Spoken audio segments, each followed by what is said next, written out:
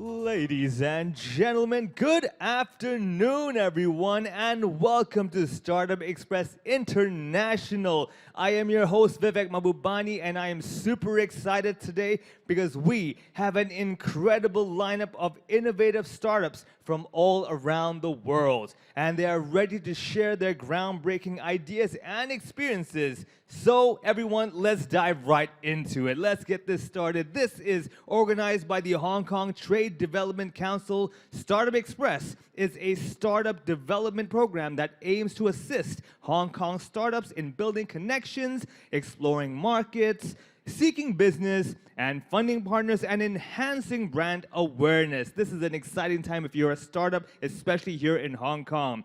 And this year, we are running the second year of Startup Express International, and we have received 50 applicants from major startup ecosystems around the world through nominations of our global partners coming in from 15 countries and regions. Now, a month back though, we selected 10 global winners, and you today will be meeting 8 of them today. So out of the 10, 8 are here with us in person, and also on top of that, 8 of the top 30 startups are joining us as well. They will be sharing the stage later on, and you will get a chance to watch them discuss as entrepreneurs their different countries, the different backgrounds, and they're also exchanging great ideas based on their own experiences and insights. Now, without further ado, let's get to know a little bit more about Startup Express International. In the world today, you don't talk so much, you don't read so much, you watch more. So we have a video for you. Let's check it out and learn more about Startup Express International. Let's go.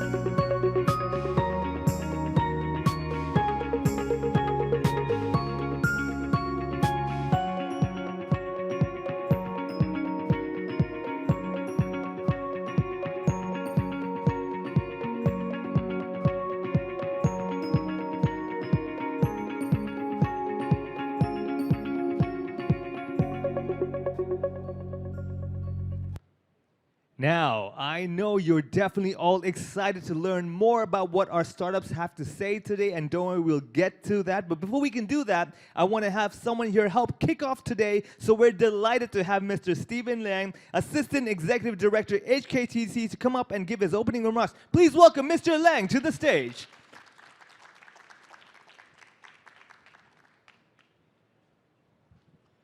Hi, friends from around the world. A very warm welcome to the HKTDC Entrepreneur Day. Today, we gathered to celebrate the second edition of the Startup Express International Hong Kong.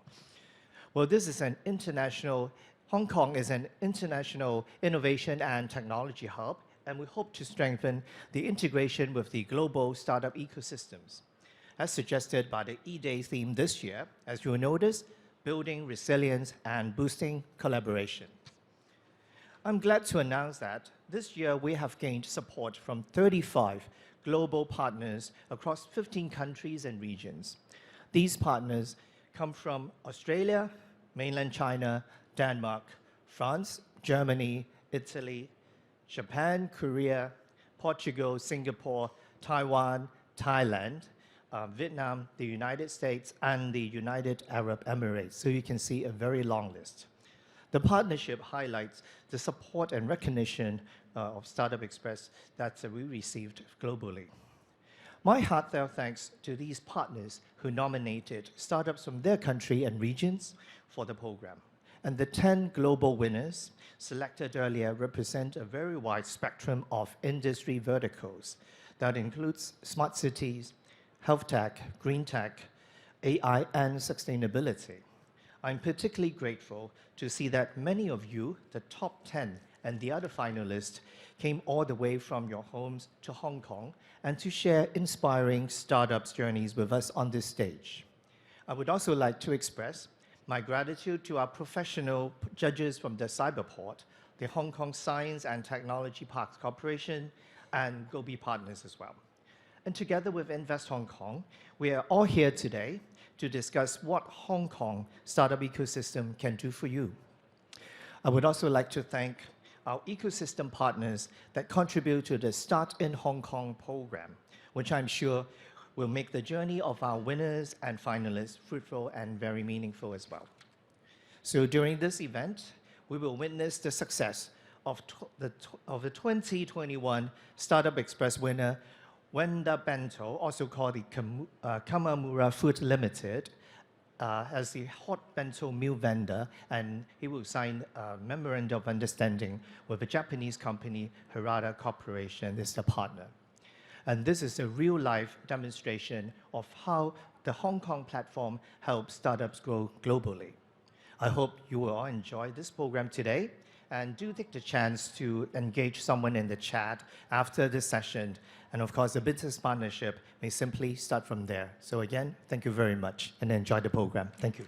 Thank you very much, Mr. Liang. Please be seated. All right, we are now going to move on to the highlight of today's event, the introduction of our speakers and global startups. It is an absolute honor to have our judges and speakers here with us today, and they will be providing us with some advice to our finalists later on. But first, let me introduce them one by one. Please join me in welcoming. We have, first up, Jane Chan, head of Start Me Up HK, Invest HK. Come on, make some noise for Jane right over there. Yes. We have engineer Eric Chan, Chief Public Mission Officer, Cyberport. Thank you for joining us. We also have Chris Chan, Assistant Director, Incubation and Acceleration, HKSTP.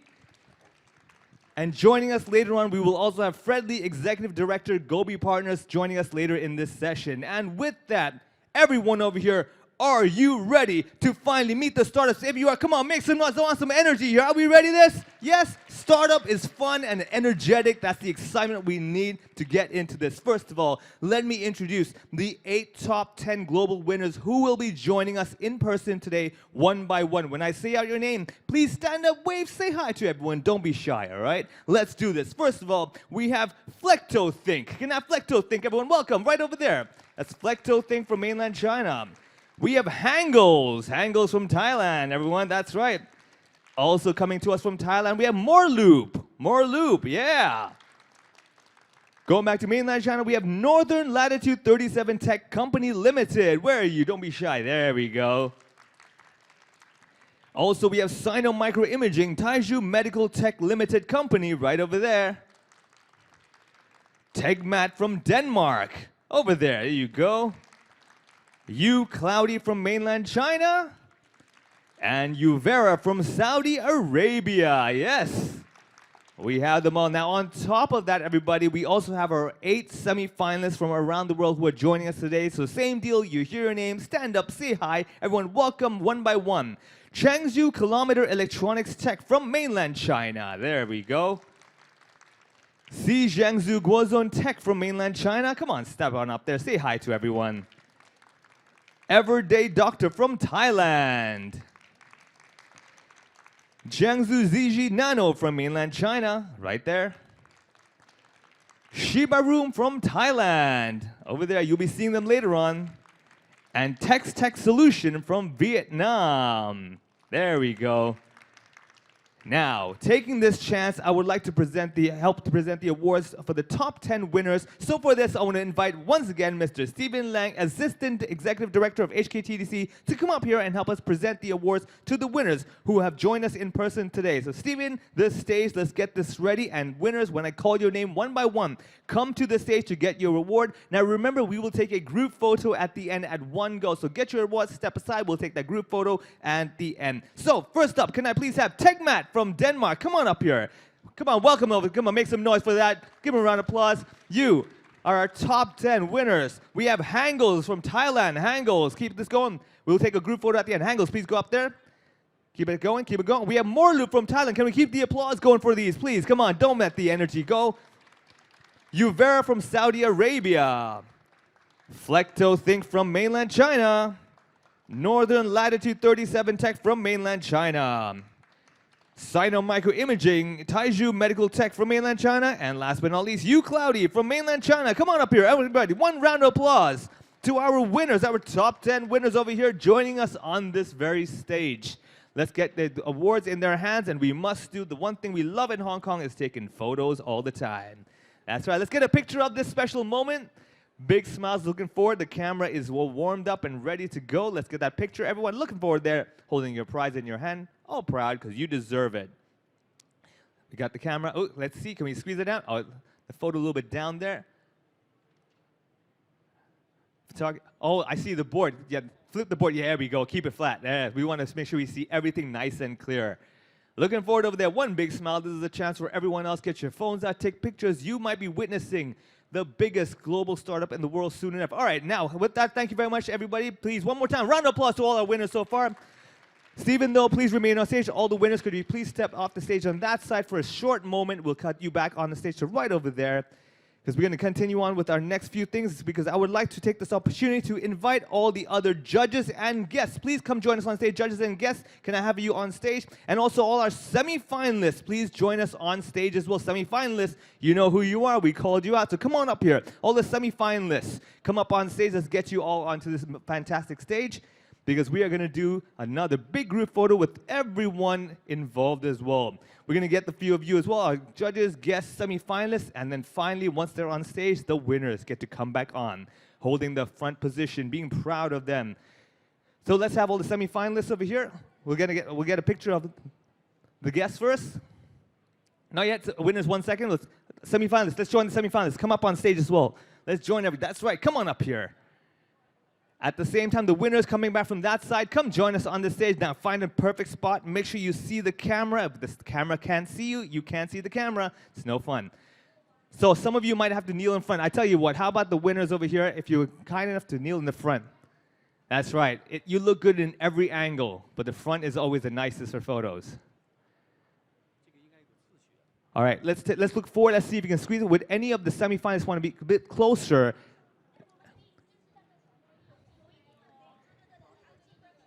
That's right, please, feel free to kneel in front. The closer, the happier, the nicer the picture. All right, looking forward, please. One big picture over here. We're going to do one proper one, and we're going to do one with some lovely thumbs up, V signs, as you like. Looking at the camera right in the center over there first. All right, now can I get a picture with everybody with thumbs up, V sign, whatever pose you prefer? That's right, over here. That's the more lively one. In Hong Kong, you don't take pictures, you pose as well. All right, thank you so much, everybody. One more time, round of applause to everyone. Please be seated. You may please be seated and enjoy the rest of the afternoon. Because I also know that a lot of us today are joining us, and thank you very much. Please be seated, everybody. I know a lot of you are joining us. You may not be from Hong Kong, and let me tell you, I was born and raised in Hong Kong, and I think this is the best city in the world. Not because, you know, it's the best place, because we have so many cool things I want to share with you, because I want to throw in some fun facts.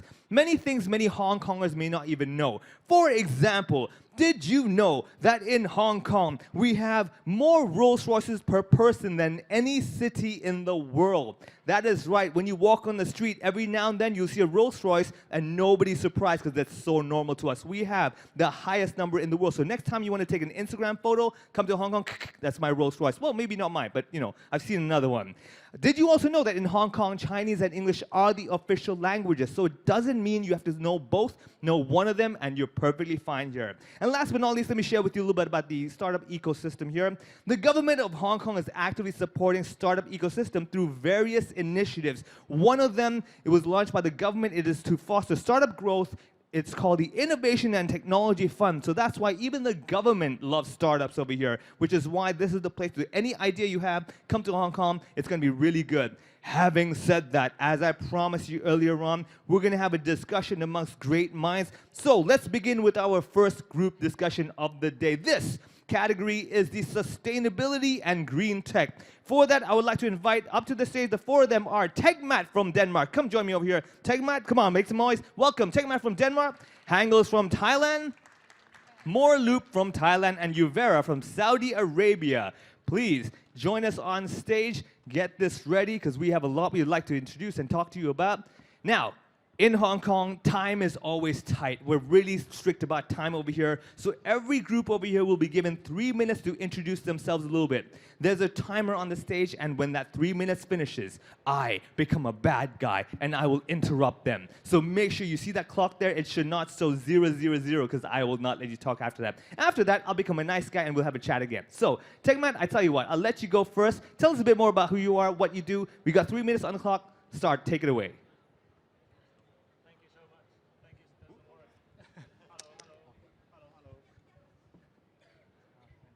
Let's just make sure.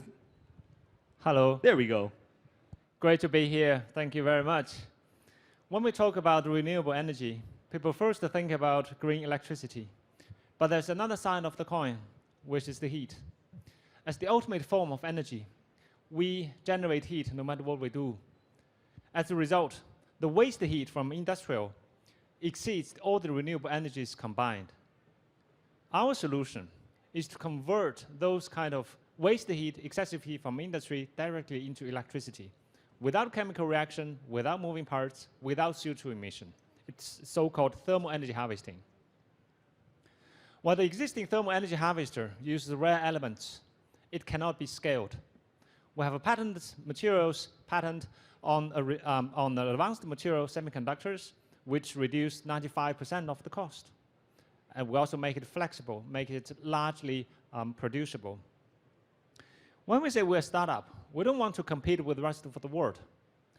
We want to interact with existing players. And excuse me. And here we're interacting with different sectors. One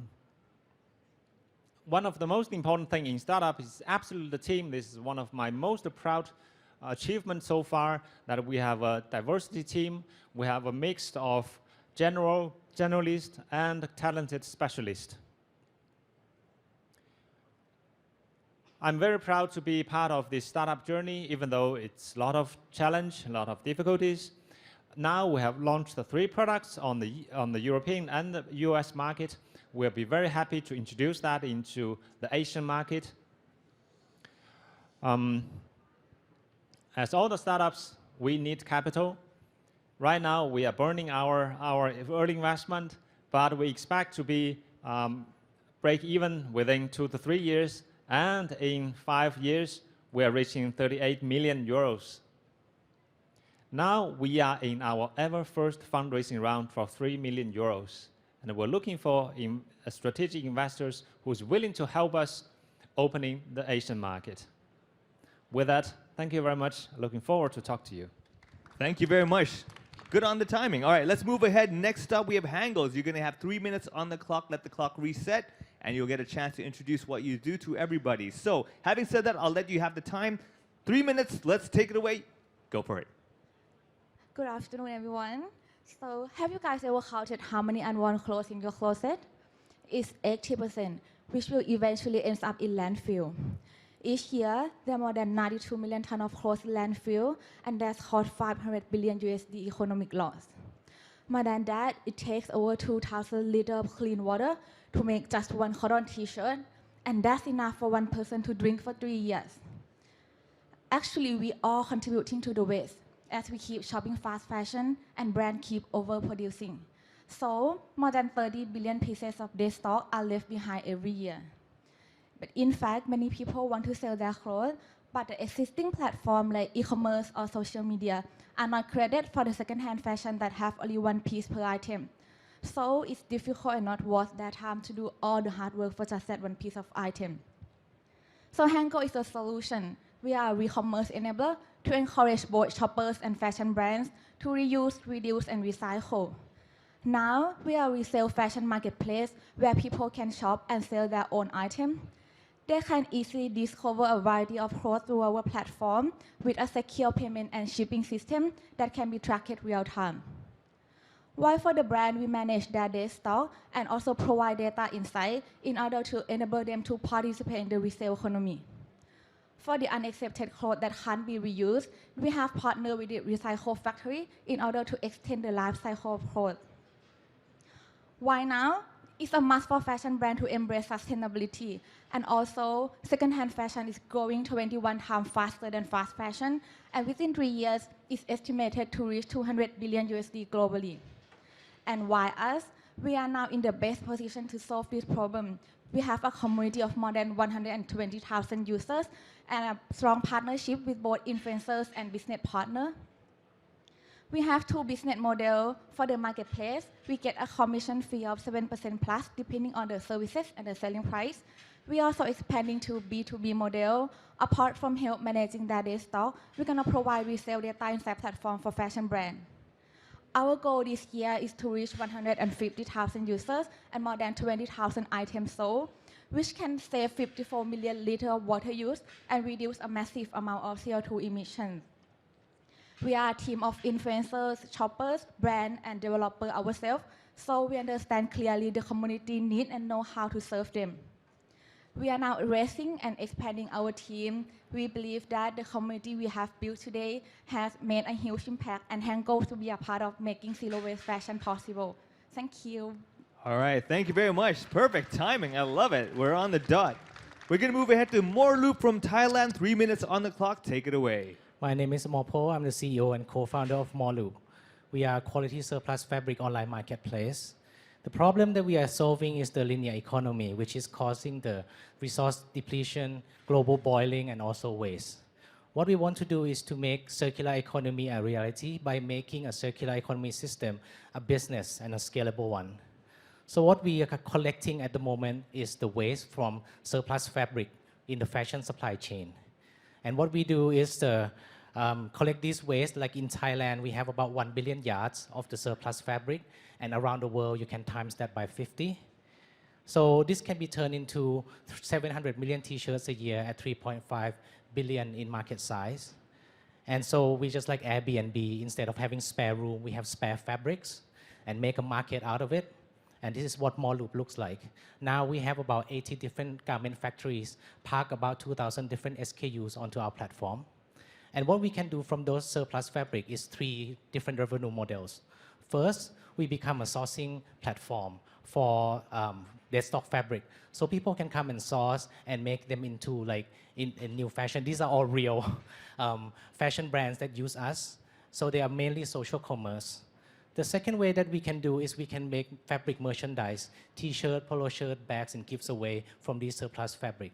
And we have upcycled about 400 deals in the past 5 years.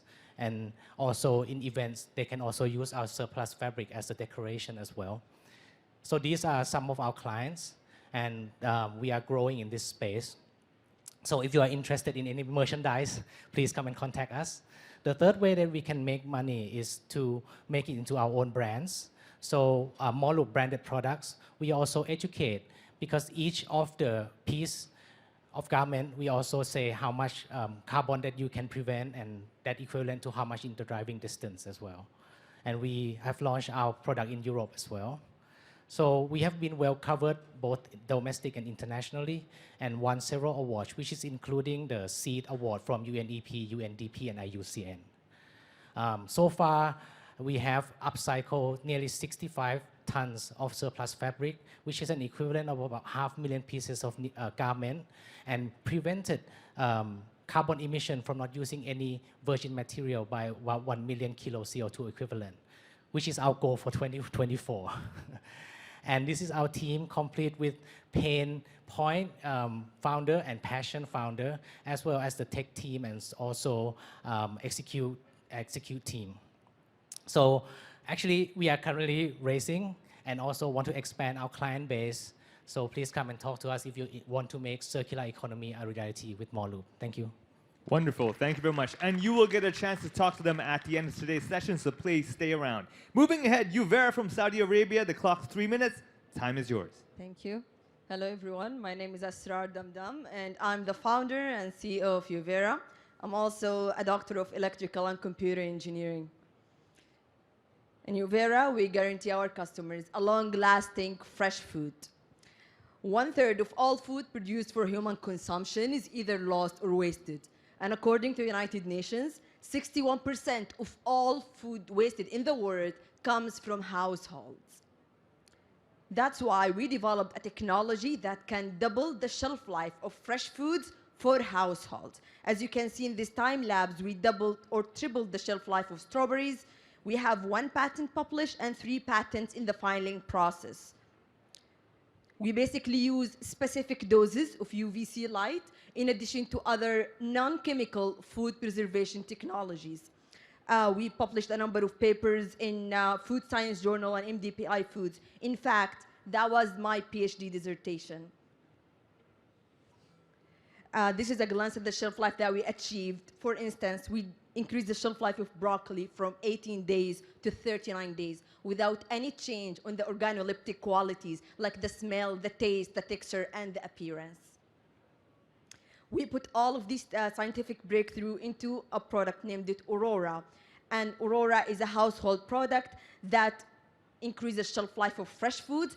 And also it comes with a mobile app that manages the online inventory for houses, send spoilage proximity notifications. When the food is about to spoil, the app will remind you to eat it before it spoils, because this is why food gets spoiled in households, right? We forget the food in the fridge. That's why it spoils. So we have this app to address this issue. Lastly, the app will match whatever food you have in the inventory with healthy and delicious recipes. We're targeting the US market. It's the largest market in the world, 123 million households in the US. Aurora could save them $1,800 per year.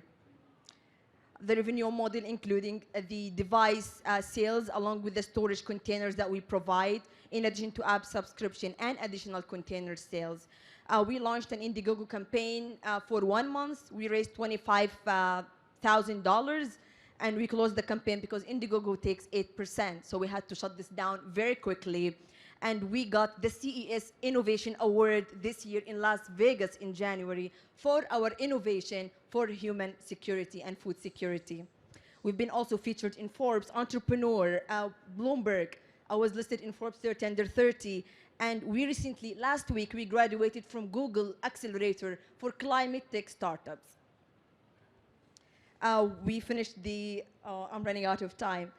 We're planning to launch in Q4 of 2024, and now we're raising, this is the team, and we're raising $3 million. Okay, this is our lead investor, Tim Draper, for the pre-seed round. We're raising $3 million. Well, don't worry, we can actually ask you a bit more later on in the discussion, but give a round of applause right there. Thank you, Trying to everyone. maximize every opportunity, every second. You can extend the lifeline of your food, but not so much the timer over here, right? So close. But you know, the thing about startups is we hear about what you're doing, and I'm really impressed by what you're doing, trying to help the world as well. But the truth is, a lot of the audience may be thinking, in general, they want to know you, the people. You know, what's the mindset? So I want to have a little chit-chat with a few of you. Feel free to answer as you like. So first thing I want to ask, I think the biggest misconception is, how many hours do you work per week? Everybody thinks, you know, you work startup, oh, that means you work like 4 hours a month, right? So can I ask right over here, I saw you trying to squeeze out the time. I feel like you didn't maximize all the time you have. How many hours on average do you think you work per week? I work a lot. That's a very difficult question. I work on weekdays with all the team members, including my executive assistant. We work weekends. And per week? Yeah. So should I reverse it? How many hours you don't work per week? Yes, Is that easier? that's a better question. Yeah. I think we don't work, excluding the sleeping time, I don't work like 8 hours per week. Oh, okay, okay. Yes. So there's 1 hour per day on average that you have a little time off, maybe. prior to eat lunch or something. What about you over here? How many hours do you think you work per week? Would you say, is there a day that you say, no, not today, today's the day off? I believe that a lot of my best idea come from my subconscious, so I can account my sleep. Ah. Because I've dreamed that Quentin Tarantino want to invest in Molu. And I really enjoy that. Well, he does need outfits for his, you know, movies and stuff, so maybe he would want to invest for Exactly. So What I about- work most of the time. that. Nice. What about yourself? Could you tell us a bit more? How many hours do you think you work generally? I think I'm a part of my sleeping time. I'm working all the time. So there's no off switch, basically. All day, just like I wake up, boom, get back to work. But that's good. That means you love what you do. You want to do it. You're motivated by that. What about you at the end? How many hours would you say on average? I'm not a workaholic. I don't work much.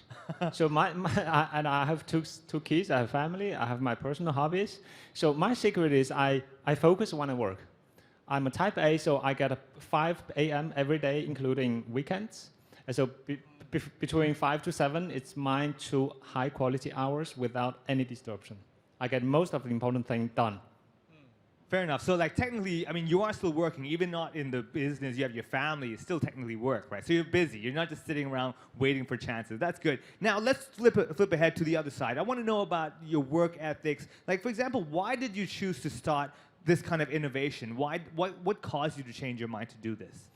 I was educated as a researcher, but I was also motivated by making tangible things. If we want to maximize high technology and science, we need to convert that research into a profitable product on the market. Fair enough. Okay, so you saw that there was a gap and you had to do something about it. What about yourself? Can I ask you? I'm sure maybe you saw something around the world that you didn't like and it caused you to, inspired you to work on this. What was the reason you started in this industry? Actually, like I myself and my sister, another co-founder, we passionate about fashion and also sustainability. And then like the problem of like bursting closet but feel like nothing to wear is our problem. And then the fashion industry, like we found out that it destroyed our world a lot. Yeah, so like we start this company. Ah, okay. So it did affect you on a personal level, so that's why. Like for me, fashion was really simple. Like my older sister, after she finishes wearing it, a gift comes to me. That's recycling at my home, right? That was my inspiration. What about yourself? Was there any family support or anything like that? I found out at very young age about plastic, that it lasts like 500 years. So I used to have nightmares when I was younger, and I'm probably very young when I was stopped using plastic. Then I found out about recycle. Then I grew up again, found out that recycle is a lie. Well, it's not a lie, it's a 9% truth, right? So that's why we have all these ways that, coming around. And I thought, how about we have data as a resource? Why don't we turn waste as a resource? So I came up with this circular economy idea. How can I use digital economy to upcycle everything and make it a scalable business? And I intentionally come into industrial waste because I'm an ex-banker. I walked through a lot of factories and I saw that waste happens even before we waste them. So I thought I would capture that, and my co-founder said she has a surplus fabric because she's a second generation garment manufacturer. So we start with fashion. Nothing to do, you can see I'm not fashionable at all. So, but it was just my passion, something that is important for an entrepreneur to have. And that's what I want to do. No, it's very good. I mean, when you see an issue, you have a choice. You can say like, not my problem, whatever. Or you can say, hey, I can do something about this. What can I do about that? Which brings me to this. You talked about, extending the lifeline of food. Was it one day you had a long, tired day, you wanted to go home and have a piece of cake, and you opened up the fridge and the cake was bad? You're like, I got to fix this now. What inspired you to work on this? Yes, that's one reason. I knew it. Cake is always solving problems. But my primary reason is that the issue of hunger really resonates with me. And while seeing a lot of countries or around regions in the world suffers from hunger, and a lot of hungry people, while on the other hand, a lot of countries waste a lot of food. I think that was my motivation, and this is why I wanted to do something. And then at the beginning of my PhD, I knew about some technologies, and I started the company to address the food loss and waste and try to minimize it in order to, at some point in the future, can tap into this issue of hunger. That's fair enough. I mean, hunger is an issue that will cause a lot of new problems. Like, I can't think straight when I'm hungry, so I get hangry, as they say, right? Now, let's jump back to this. I want to know, was there any role models in your life that inspired you? Like, for example, as a comedian, I look up to a lot of comedians and I say they inspire me. Who is your idol? Real quick, name of the idol and one sentence what you like the most about them. How about we zigzag? We'll go from right over here. Who's your idol and one sentence why? I think it's the Steve Jobs, because he can prove that human can change things so much. Yeah. That's true. I mean, what you're doing is kind of changing the way we work without having to change our lives completely. What about yourself? Who's your idol and why? For me, Elon Musk. Yeah, I think he kind of challenge himself all the time. He tries to change the world. Yeah, and I want to change the world too. True. I mean, fair enough. And he has to have a certain attitude, right? Like, you're going to meet a lot of people who disagree with you, but if you truly believe it, you're going to be one of those game changers in a really interesting way. What about yourself? Who's an idol that you admire? It's a tricky question. I think it depends on what I'm doing. I look into different people. So Okay, the so- old philosophy, Chinese philosophy, you always find teachers around you, right? Yeah. Let me ask you this. Who was the last person that inspired you then? The last person that you read a book about, or any stories you heard that you remember? That was actually my daughter, 9 years daughter.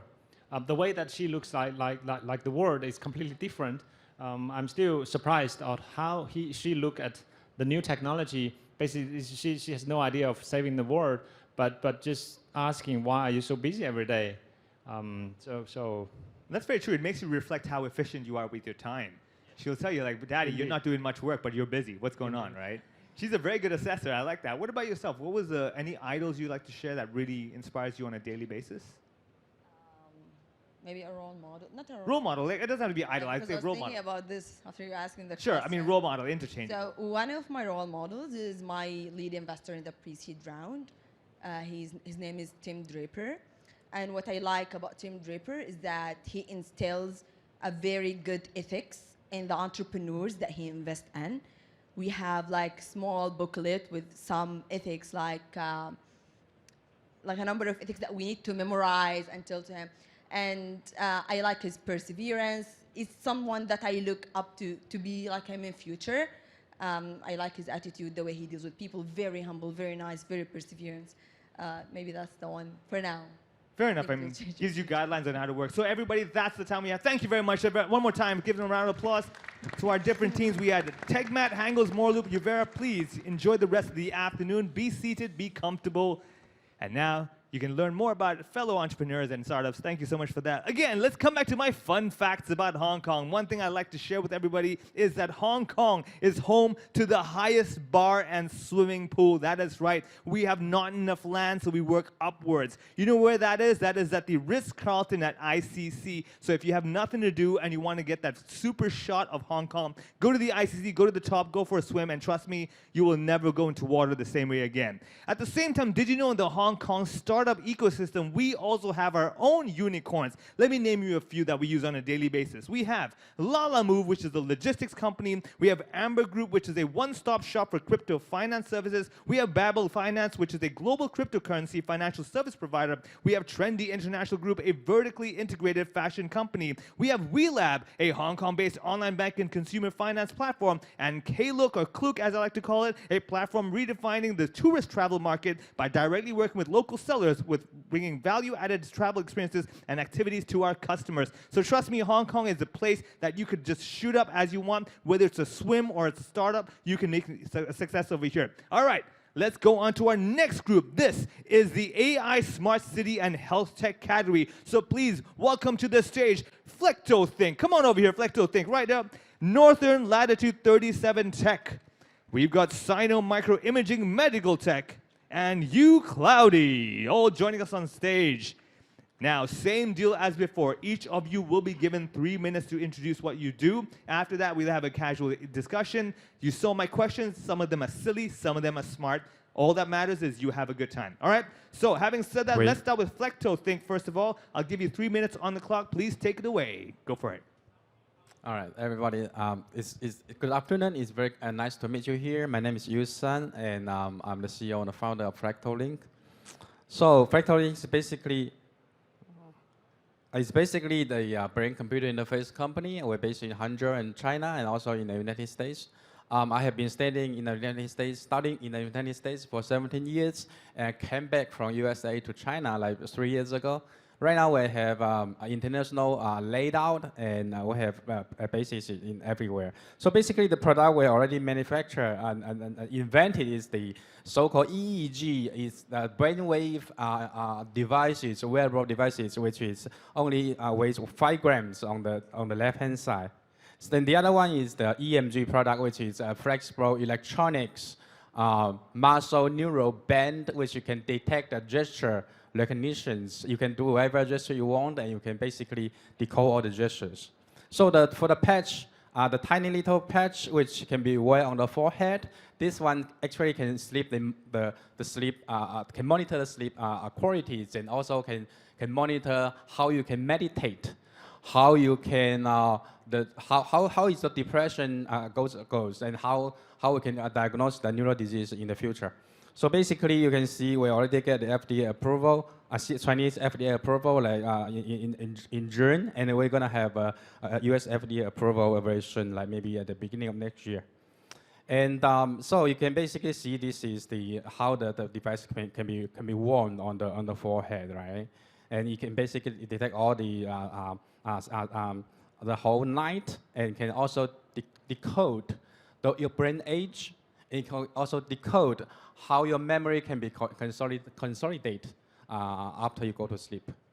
And the accuracy is actually pretty enough. It's like about 90%, 83 to 93% as compared to the golden standard in the hospital. And like as compared to Xiaomi bands, maybe only have an accuracy of about 55. And the band, this is the band. The band we have benchmarked to Meta. Meta has 90 grams. And we only have 33 grams because we have used flexible electronics and nanomaterial electrodes on the band. And it can be combined with AR glasses to do a human-computer interaction, right? As you remember, Apple is going to issue Vision Pro at the beginning of next year. So we target for the use in the AR. This is how the band can be used. And this has been used in the automobile. We have cooperated with Dongfeng Motor. And this is the invention patents and copyrights and everything. And we already raised about 100 million RMB, and we're going to finish the fourth rounding about 200 million RMB in the future. And we already cooperate with the Middle East and United States to get US dollar funding very soon. Thank you. All right, right there. Thank you very much. One more time, Flexo think, everybody. We're going to move ahead. Next up, we have Northern Latitude 37 Tech. The stage is yours. 3 minutes. Let's go. Okay. Hello, everyone. I'm Nathan from Shanghai. Our project, called Technology of Intelligent Chassis for Smart City, started from 2 years ago with about 20 staff.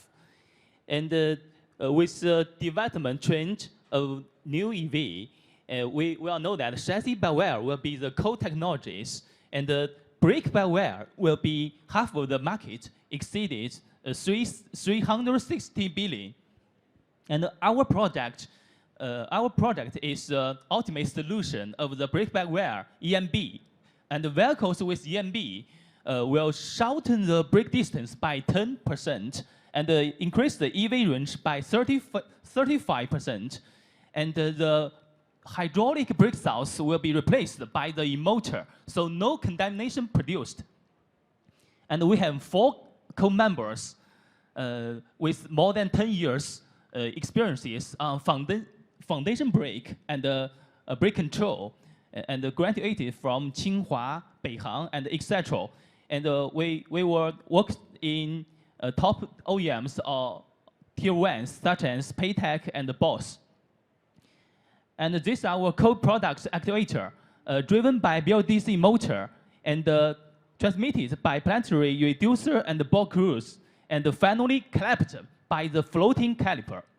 And the EE architecture with backup BCU, battery, and KFD. And our product have 8 advantages for OEMs and drivers. And a very important advantage is we can reduce the steering radius without any steering software and hardware costs. Okay, our products, the SOP time will be in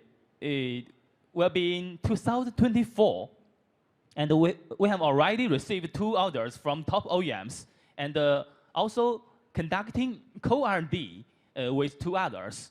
And the production forecast in 2025 will be 10,000 and 700,000 in 30. And compared with our potential competitors, we have chosen the 4-dry and the real steering route. It will be the ultimate solution. Okay, Currently, we are conducting pre-A financing about $5 million. And here's our product roadmap and the SOP plan. And finally, we want our intelligent chassis core technologies will accelerate the realizing pace of smart city. Thank you. All right, thank you. Wow, that was right on 3 minutes. Loved it. The timing, this is great. Now, moving ahead, Sino Microimaging Medical Tech. 3 minutes for you. The stage is yours. Please go ahead. I'm David from the Academy of Science of China. Our product is portable MRI.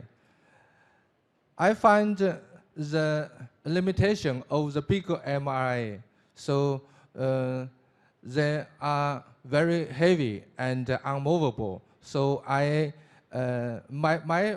product is less than 1 ton. It can be movable between walls and layers. 不好意思，我还是要翻译一下。可以啊，可以。Can we please have the translator just help us a little bit? Sorry, I bring my translator. No worries, it's all because good. I haven't used English for many years. It's a teamwork. It's a team effort. So I'll give you my mic and you can please help him out.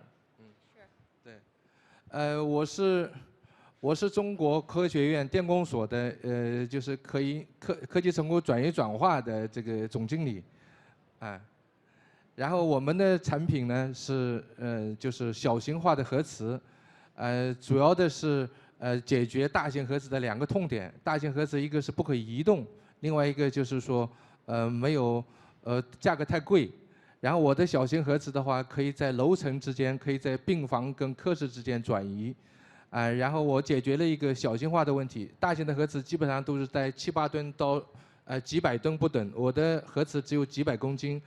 然后解决了一个原来的核磁都是由病人去走向影像科，我的核磁可以把就是核磁推向病人，就是病人不动，这是我们的一个。然后我主要的是解决几个问题来，第一个就是目前中国，应该说全世界的所有的脑卒中中心都没有核磁，都没有核磁，然后呢，我这个核磁放到脑卒中中心的话，就可以解决，就是应该说每年有600万脑卒中病人死亡，就可以拯救大部分的脑卒中病人。So our product will be a portable, small-size device for the MRI the device. It's movable and can be transported easily between the different wards and labs in the hospital or clinics. And the advantage of this device is that it's small in size and it's movable, and it has different many ways of usages, and then also is the economics of scale, because the price will be much cheaper and can be applied in many different labs. No worries, we'll give you, do you need another 30 seconds, a little bit more, or are you okay?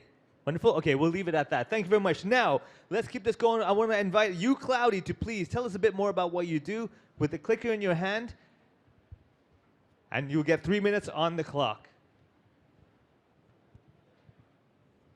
Please go ahead.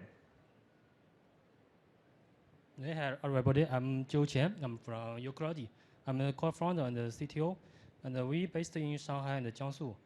Our company offers consulting services and practical solutions for various industry companies. Like we help them do digital transformation and intelligent upgrades.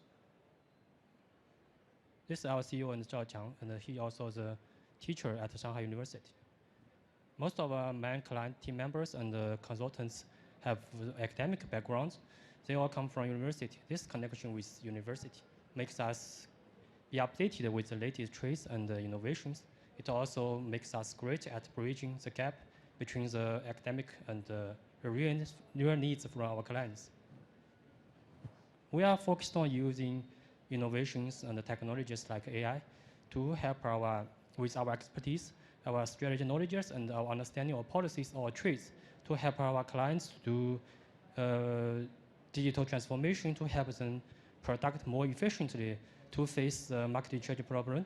And we also help our clients to make upgrade decisions by keeping them be updated with the local policies to help them face the economic uncertainty challenges. Yeah, most of our clients comes from industries like automotive builders and chemical producers or material producers. They all have constantly need to update their current systems or technology to reduce energy consumption, to reduce labor cost or reduce pollution emission. We help them by use all kinds of devices like cameras, sensors to monitor their current systems and get operational data. And also we help them we leverage technologies like AI to help them make information from those states. Yeah, this is my customers. Our goal is to make long-term relationship with our clients. We customize our services and solutions to fit each client's equal needs. And also we leverage technologies like AIGC in our internal implementation to improve our internal development efficiency. In conclusion, at Euclid, we aim to drive efficiency and innovation. We are not want to just solve problems today. We are want helping our clients build a much better, more sustainable future together. We see the opportunities of tomorrow with our clients together. Thank you, everyone. Thank you very much. Perfect. Right over there. That was you, Cloudy, everyone. And now comes up to my favorite part. 8 minutes. We're going to have a very casual chit chat. Just want to get to know a bit more about you on top of the business as well. Now, I always like to ask the first, kind of chilly, silly question. So this question is like this.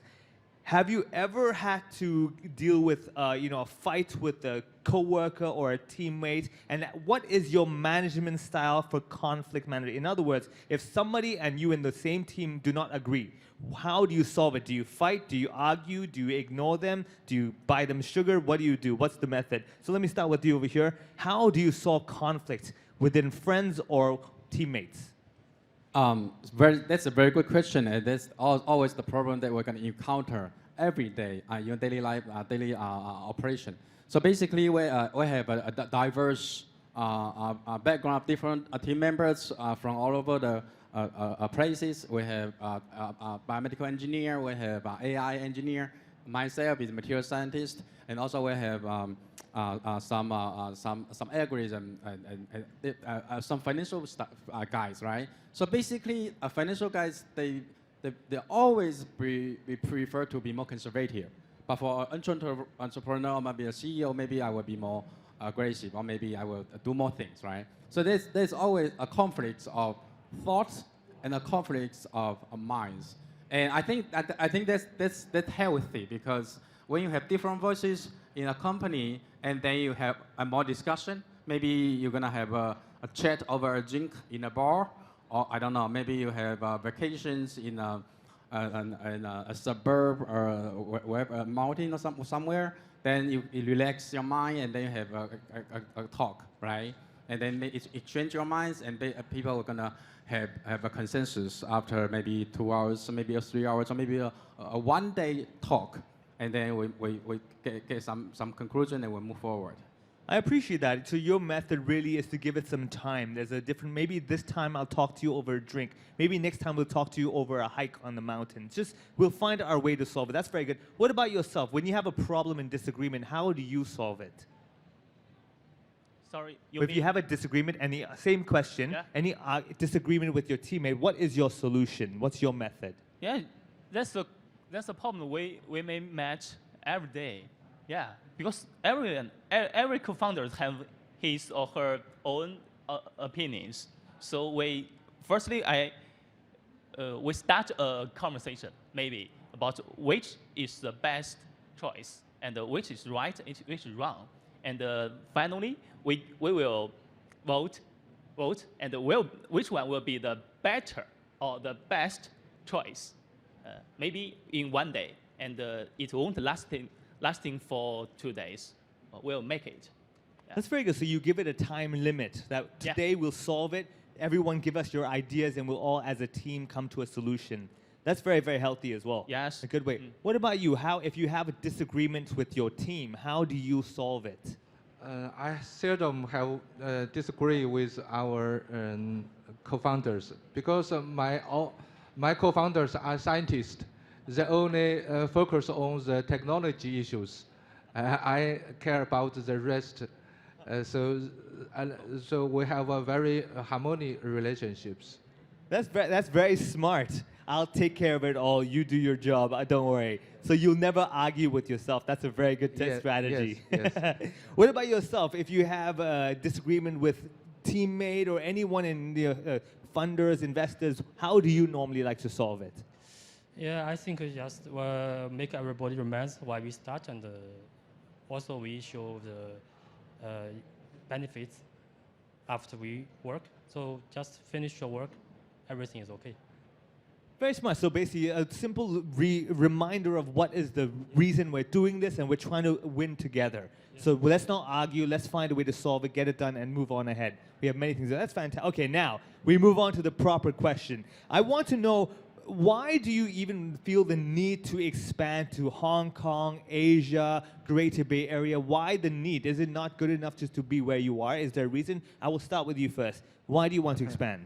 First, there's many international investors in Hong Kong. I come here to find a chance to connect with the investors international. Second, Shanghai is a very crowded city. My MRI product is portable. It's very small, so I think it's suitable for Shanghai, the environment. We have no space. So I'm looking for the business partner to distribute my product. It will be so cool to move an MRI into my apartment. People come in like, wow, that's an MRI. Yeah, it fits here. It fits. I like it. Well, let me move it back to you over here. So why expand more outside into the rest of the world? Why do you feel your technology needs to grow? Yeah, I think because Hong Kong's strategic location as a gate between China and the rest of the world, it can help us to expand our businesses. Also, we want to leverage the rich resources in Hong Kong, especially in innovation, technology, and also financial, to help us to enhance our services. Very true, because Hong Kong really very much so is the gateway to the rest of the world, especially for mainland China businesses as well. What about yourself? What attracts you to expand your business into Hong Kong, Asia, GBA? Why? Okay, my project is in automotive industry, and we all know that China is leading the development of NEV. So we want to bring the technologies to Hong Kong, Taiwan, and then maybe next step we'll export to overseas. Yeah, because we can lower the research and the production of different and unique vehicles for those who even have no any experiences on that. Very smart. So even you're saying that if there's a market that right now they may not think they need your product, you will show them and make them go, wait a second, that's pretty good. I could use that. That's a very smart strategy as well. So lastly over here, I know everywhere, everyone in the world sleeps, and I believe your technology works for everybody. But isn't it enough just to be in your own region? There's so many people just in, let's say, mainland China. Why the need to expand? What's attractive about that? Exactly. So a very good question. I will try to explain in two ways. One is finance, and the other way is technology. So basically, we're trying to expand our offices, not only in mainland China, but also offices in Atlanta, Georgia, and San Diego in the United States. And we're also trying to expand our offices in Bahrain, because we have a friend from Middle East. So basically, Bahrain has a pretty tax-friendly region. And we also consider like Singapore, Hong Kong, and Man of Isle in UK. So Hong Kong has its specialties because its proximity to China, and also the RMB US dollar exchange is more freely in China. So that's why after we attract the investment of RMB in China mainland, we also on the final stage to finish my US dollar financing, right? So that's why we have US dollar RMB exchanges. And the other thing is technologies. So we have cooperators from Harvard University, Stanford University, Rice University, and also Duke, right? So that's why when you have a Hong Kong base, then it's easier due to the geopolitics issues that everybody knows, right, about China and the USA. So that's why we have Hong Kong, or maybe can be easily to exchange technology with the United States, and we have an R&D center in the United States as well. So that's why it's crucial and it's essentially important. Fantastic. Well, there you have it. Thank you so much again. One more round of applause to all our speakers today with sharing their technology, their mindsets. You may please all enjoy the rest of the afternoon. We're done with the chat. Time is up. Thank you so much again. Please enjoy, and we're going to continue on today. This is, of course, my favorite time because I get to tell you some fun facts about Hong Kong that maybe you know, maybe you don't know, maybe you do not need to know, but trust me, you want to know. First of all, did you know in Hong Kong, we have the largest outdoor escalator system? That's right, it is the Soho mid-levels escalator. It is so cool. You can go up after 10 a.m. or go down before 10 a.m. The coolest thing is that between 10 and 10:20 a.m., it goes the other way. So it's just awesome. You go down and go back up. You're like a DJ just going wicka wicka all the way, right? Secondly, let me share one more thing with you as well, is that in Hong Kong, we have the highest number of cafes per capita. That is right, you will never be hungry in Hong Kong. You walk out of a cafe and you enter another cafe. Do you understand? We will not stop eating, but we're always walking as well. Lastly, a little bit about the startup ecosystem. Hong Kong's startup scene is not limited to technology companies only. In fact, the fintech industry is a traditional industry that has seen a significant startup boom in Hong Kong in recent years. So for all my friends who are interested in fintech, this is the place to be. Now, we've heard so many interesting discussions from our two groups. Let's shift gears a little bit because our judges and representatives from Start Me Up HK are here who will be joining us on stage to share something about launching your business in Hong Kong. So please, join me in welcoming to the stage. First of all, can I have Jane Chan, head of Start Me Up HK, Invest HK, to the stage? Engineer Eric Chan, Chief Public Mission Officer, Cyberport. Come on, give them a round of applause, everybody. They deserve it. They're going to enlighten and share. We got Chris Chan, Assistant Director, Incubation and Acceleration in HKSTP. And last but not least, Fred Lee, Executive Director, Gobi Partners, who are here on stage with us. Now, again, same deal. I will give you a chance to introduce what you do one by one. And what will happen is you introduce what you do, and afterwards we'll have a discussion. So, Chris Chan, let's begin with you first, right? This is the Assistant Director, Incubation and Acceleration, HKSTP. The stage is yours. Please share with us. Hi, nice to be here. I'm Chris from Hong Kong Science and Technology Park. We just celebrated the 20th anniversary, so we are pretty young now. We are very vibrant. For Hong Kong Science Park, our only shareholder is Hong Kong government. But if you come to our campus, you will find it's a very commercial and vibrant places to accommodate all the tech ventures. So just a little bit facts to share with you. Right now in our campus, we have over 1,400 startups there. All of them are tech ventures. And out of that, over 400 are actually in the early stage. And every day, there are over 20,000 workers working there. And over 50% of them are actually R&D guys. So you will find the people who are taught in the same languages. Yeah, and the last thing is we are not just in Tai Po, as most of the local might know. We have also 3 Inno Park that's located in Yuen Long, Cheung Kwan O, and Tai Po. So to wrap it up, everything you are listening, but we really want you to come and visit us. And then you will know whether you love and like this place to continue with your ventures.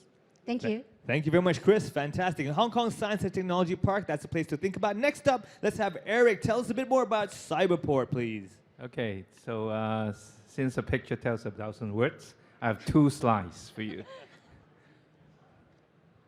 Is it working?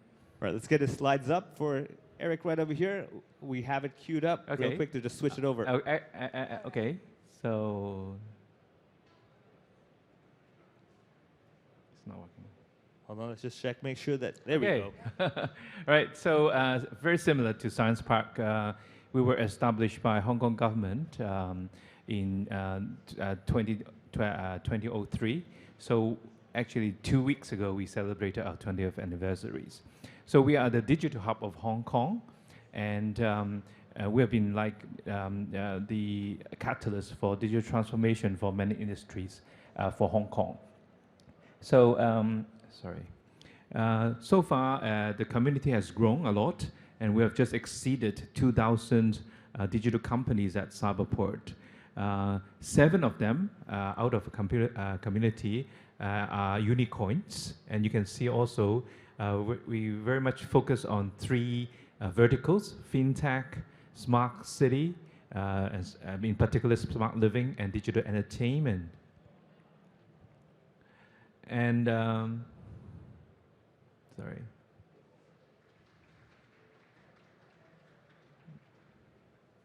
Okay. Oh, right there. It's You're just missing the green button. the green button. Okay. Yeah. All right. So we have a comprehensive program, entrepreneurship program, and we welcome all overseas and mainland companies coming to Cyberport to use the platform for their unicorn journey. I'm not going to get into details of it, and basically we run incubation program, acceleration program, and we even have funding to help you expand outside of Hong Kong through our market development support schemes. The best value that we add to the startup is actually the lower 4 circles. We have actually established a lot of strategic partnership around the globe. We help company access market, find fundings as on the scale-up journey, look for technology that support the product development, and last but not the least, in their IPOs and M&A, we have professional services firm to help you. So that's basically what I want to cover. We will talk about a lot more later on. Thanks. Sure. Thank you very much, Eric. That's Cyberport. And let's move ahead to Fred. Let's learn more about Gobi Partners, please. Thank you. Thank you, Hong Kong TDC, for inviting. This is Fred Lee from Gobi Partners. So Gobi Partners is a venture capital, have been in the market for 20 years. So we start our Greater Bay Area service since 2016. So in case you don't know what is GBA is, it's about the 9+2 special economic zone in the southern part of China, including Hong Kong. So right now, welcome to Hong Kong, welcome to the GBA right now. You're standing in GBA now. So we commit to invest in GBA. We manage over 4 funds in the GBA area. So Gobi Partners as a whole, actually we manage over 15 funds across Asia, and we invested over 380 startups in the whole Pan-Asia economies. So in standalone Greater Bay Area, we invest over 80 companies. So 99% of them with Hong Kong assets. That means they're either with Hong Kong angle or they're founded by Hong Kong founders. So basically we back them up. We are a geographically focused fund, so we put our head into GBA only. So that's why in terms of the sector, we are sector agnostic. That means we invest in every sector that we preferred. It is also driven by our research. So basically including like smart city, AI, healthcare, ESG, fintech, etc. So we are happy to work with our very good ecosystem partner, including Cyberport and Hong Kong Science Park and StarMill as well. A lot of logo you saw on the slide, actually we also invested, like the listed company GoGoX, like any mocker brands, or like our host mentioned, Amber Group, etc. So we are one of their backer. We welcome more startups to come into the GBA area. We also work a lot with other investors in the region. It's a very exciting scene to see more and more investors come to Hong Kong to invest. That's why as one of the institutional investor here, homegrown investor here, we always be over 50% of our deal, I would say we do lead investor. So we structure the whole deal and then let our other industrial partner, strategic partner to invest along with us. And we also work a lot with deep tech spin-off from the university. So you can see a lot of university VC also invest along with Gobi Partners. So we are so happy to see a lot of good and exciting startup today, and happy to be the panel and judge it again. And I will stay here for later a bit, so happy to talk to you guys and see if we can collaborate and land you guys to GBA in Hong Kong. Thank you. Wonderful. Thank you, Fred. That's exciting ahead now. I want to also invite Jane from Invest HK. Please share with us a bit more about Invest HK. Thank you so much, and thank you to TDC for inviting us and actually for creating such a fantastic and successful program. The Startup Express program has been running for a few years. It's the first time it's been international. So, you know, congratulations again also to the companies. Amazing, amazing companies, amazing technologies. And, you know, we hope that you'll find Hong Kong to be a great home for your global expansions. My name is Jane Chan. I head up the Start Me Up Hong Kong team at Invest Hong Kong. Invest Hong Kong is a government department. We have about 30 offices around the world, and they provide the first level of support if there's any company interested to explore business opportunities in Hong Kong. Here in the head office, we have 9 different sector teams. It ranges from traditional travel and hospitality to financial services to advanced manufacturing. Actually, any type of industry that makes up Hong Kong's economy, we have a team to help. Our team, the Start Me Up Hong Kong team, specifically works alongside our colleagues across sectors, across geography, to provide another layer of support. So we help to introduce you to people like Science Park, Cyberport, to people like Fred, the various investors. That's our value add, to really try and help those overseas startups when they come to Hong Kong to actually land in a way that's, you know, that removes a lot of risk from your business endeavors and hopefully steer you in the right direction so you can actually maximize your time here. The other things that we do is also promoting Hong Kong internationally as a startup hub. So we actually, you know, attend a lot of events. We, you know, speak at events. We meet with different government departments. We host roundtables and other types of activities to try and tell those overseas markets what the opportunities are like here in Hong Kong on the ground. And finally, our third hat is actually to help build a startup ecosystem.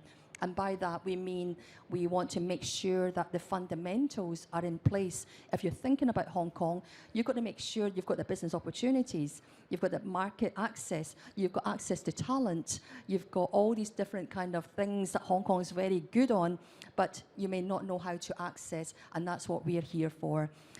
We create an event called the Start Me Up Hong Kong Festival every year, and it's just finished about 2 weeks ago, where we try to, you know, provide this opportunity of, you know, events for people around the world to come to showcase the Hong Kong startup ecosystem, but also to enable investors, startups, corporates, business partners to get together to do business. So I just want to say thank you. Thank you very much, Jane. That's exciting for all of us. So you have 4 different options, and of course, it comes down to my part of questioning time. So this time's a bit more free flow, where I ask the question, anyone can answer. So whoever has the mic closest to the mic gets the chance to answer. We're going to go a bit more normal, a bit more formal first, right? So how do you perceive the Hong Kong startup ecosystems, overseas startups? How do you perceive this whole concept? Anybody over here want to share their first thoughts about the Hong Kong startup ecosystem, overseas startups? I'll go first. Yeah. Right? So most of the overseas companies that landed at Cyberport, they always have the aspirations to become a global unicorn, right? So they have the global perspective, pretty strong, right? So they are actually looking for Hong Kong as a platform to probably get into China or the neighboring countries, right? So they understand that Hong Kong is a good place to raise funds, as some of the previous speakers already said, but also is actually a melting pot of diverse culture, and people find it very easy to come and live in Hong Kong, right? So it's a good hub, to start your unicorn journey, definitely. Definitely, also location-wise, it's good. What about yourself? I did share with the observations and insights of Eric. And on top of that, as our latest statistics, there are 24 countries and regions with the founders. They are landing in Hong Kong Science Park. And out of our current incubatees, I'm quite amazed that about 19% of the founders are actually with nationalities, non-local. So this doesn't include Chinese nationality. And actually they came here, they found it's very vibrant community with people, not only capital, but Hong Kong, there are 6 universities within top 50 ranking in the world. And you can really find the top notch of R&D talents here, and it's pretty easy to get connected with them. So on top of the tradition advantages to be internationalized here in Hong Kong, you could also get access to the international R&D talent hubs here, in fact. Can I jump in as well? I actually like your fun questions. But I know we've got to do the more serious side of things. I'll just tell you the reasons why a lot of the international startups come to Hong Kong, because we do a survey every year, and we've been doing this survey for the past 9 years. And to find out exactly what types of startups we have, which locations they're coming from. So we've got about 4,000 startups residing at the various co-work spaces, accelerators, and incubators. And that international aspect that Chris mentioned is true. About 1 in 4 founders in Hong Kong come from outside of Hong Kong. So it's incredibly diverse, and we are that international aspect. But when we ask them, why did you choose Hong Kong? There's a few top reasons, and some of these are basic business decisions. It's like the low taxes. So it's 16%, 16.5% tax, and for the first $2 million worth of profit, it goes down to 6.25, it's 8.25%. So it's a very, very attractive tax system. It's simple to access. You've got the access to markets here. Geographically, Hong Kong is in the middle of Asia, so it gives you access to, about half the world's country population within 5 hours flight.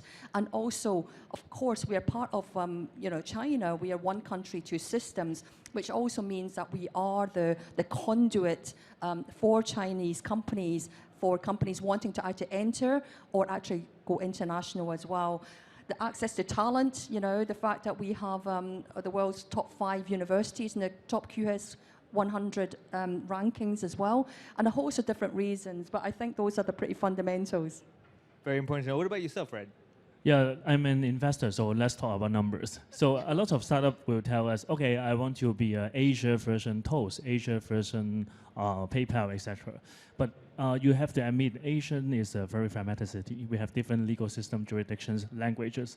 So Hong Kong position is very unique. That means the top 3 languages in the world, English, Spanish, and also Chinese. You got 2 top languages in Hong Kong here. So whatever the speaker or people here, you speak in Mandarin, Cantonese, English, we can kind of listen about it.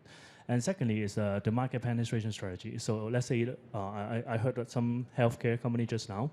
So if you want to go to NMPA, you want to go FDA, you want to go Thai TFDA, you can also be in a research hub here and also go outside. Because a lot of as the people staying here, we are global citizen. Hong Kong is a small and open economy, but we also are a hub. So that's why all the startup that we have been investing, you can take a look of our track record. All of them will go down.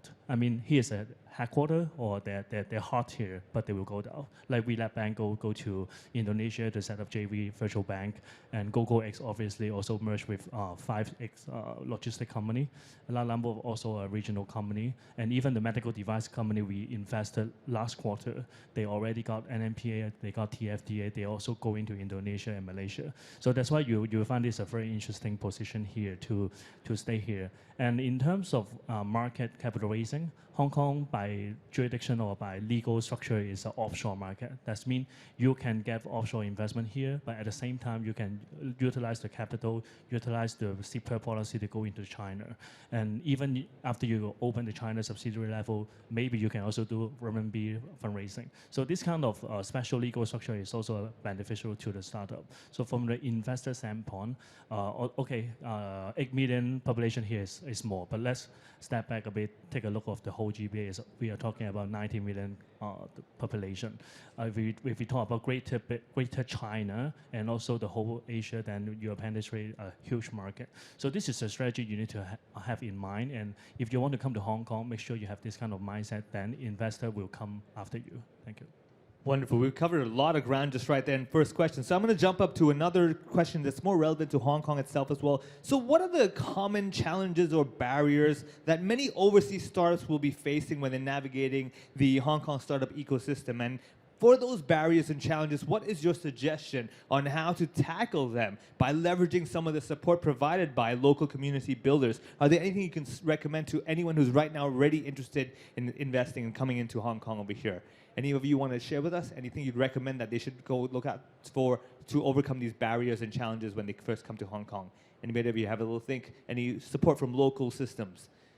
Other than yourselves, of course. Yeah. I would say Hong Kong has a lot of very, very good relationship managers like you met in the bank, like Invest Hong Kong, Cyberport, and also Hong Kong Science Park as well. They will offer a series of programs. So let me make an example. We just invested a company originally in Macau, and their founder include one Hong Kongese, one people from Dongguan, and also 2 people from Macau.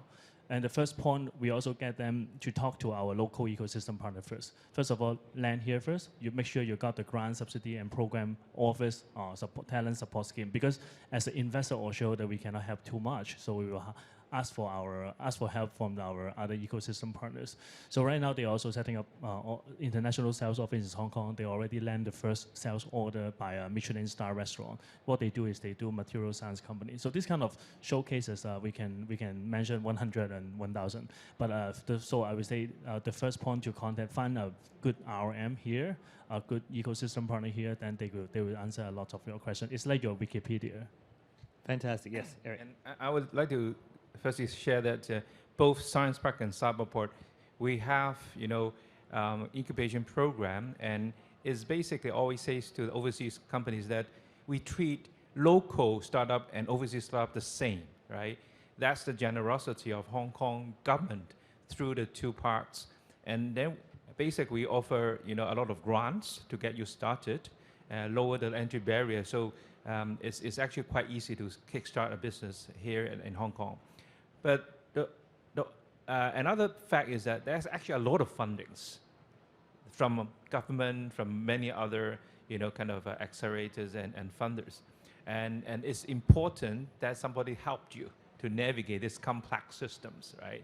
So at Cyberport, we actually have a team of people. Once you have joined our program, we helped you actually apply for fundings, not just from Cyberport, but also from the other funders, right? Including other government bureaus and departments. That's very important.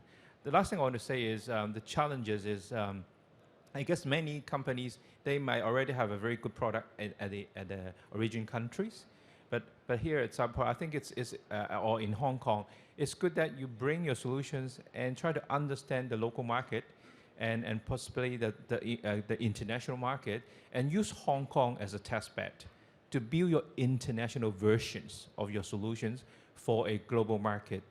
And we have a lot of support in it, including patent application. We even have fundings for you to help you get patents, and also other manufacturing, advanced manufacturing from Science Park and our counterparts around the regions. We'll bring you to different places.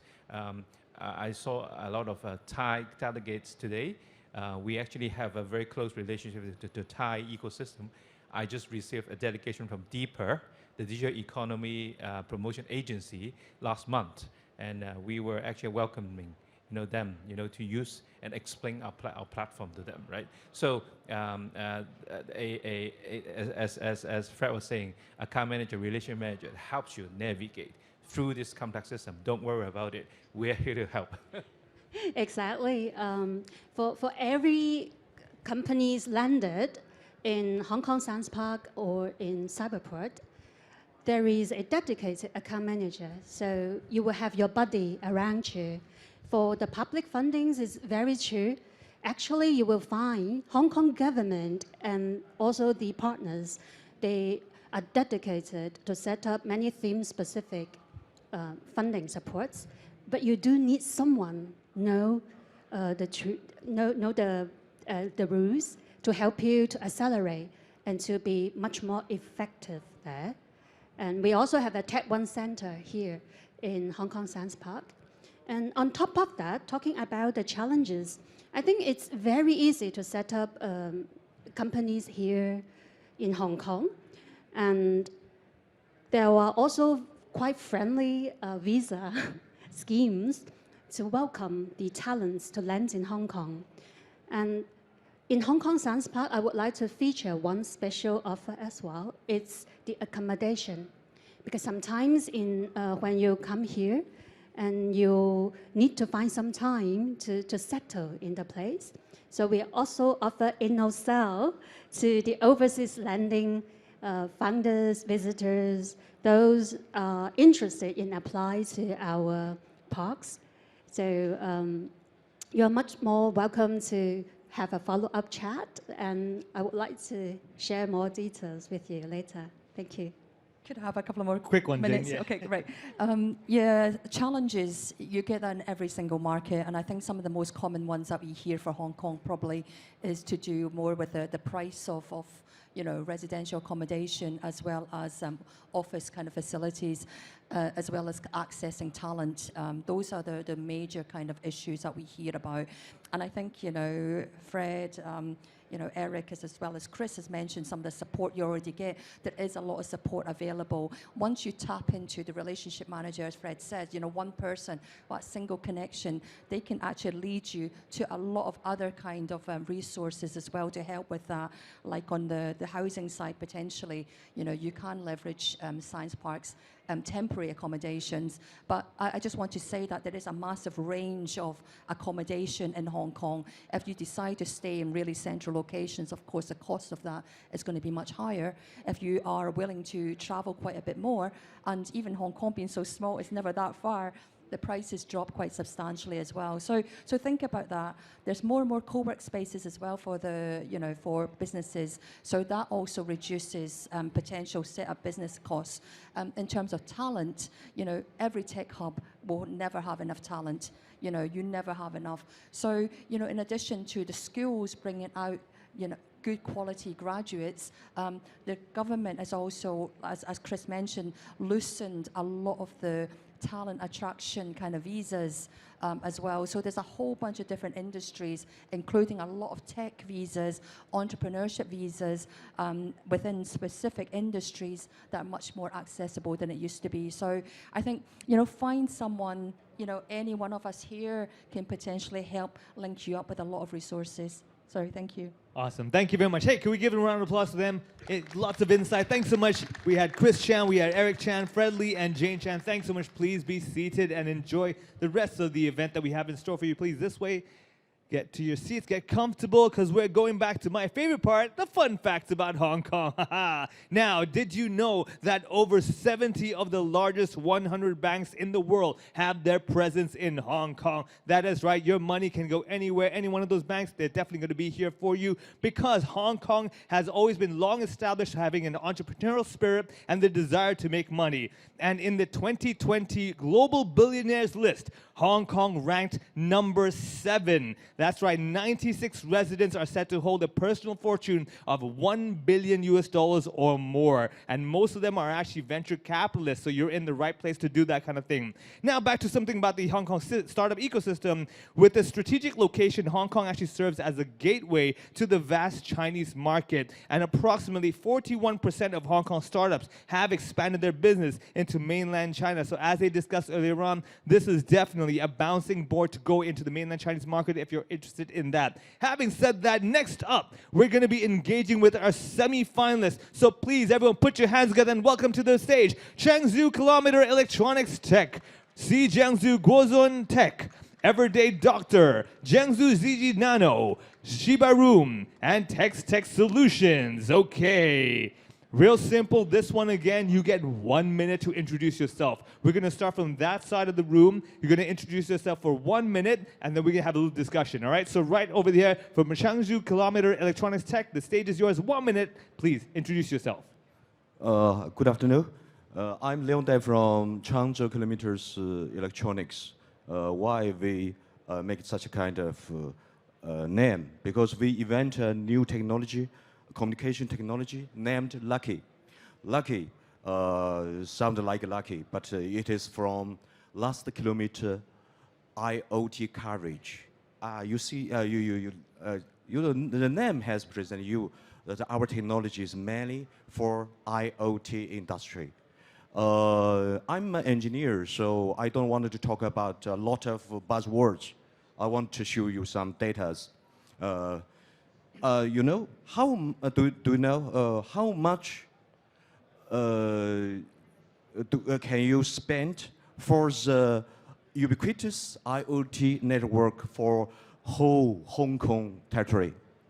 How much?